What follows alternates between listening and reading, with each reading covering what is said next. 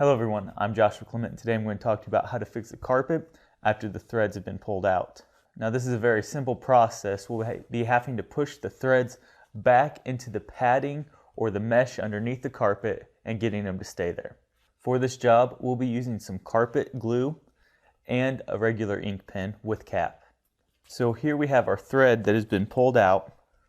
What we'll do is we'll take our carpet glue right to where the thread has been pulled out and apply some glue into that seam. Next, we're going to take the cap of our ink pen, hold the carpet over the seam where it was pulled out, and push it back into place.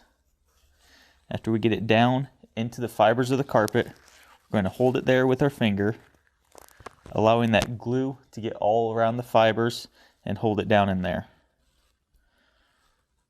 Now we're going to kind of work it around a little bit after we get it in there, so that way the glue can get on all the fibers and suck it down in.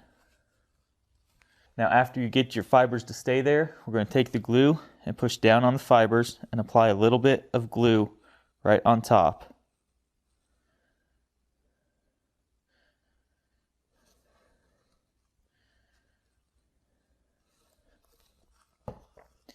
Then we'll roll it around a little bit so that way it sticks to the fibers next to it too.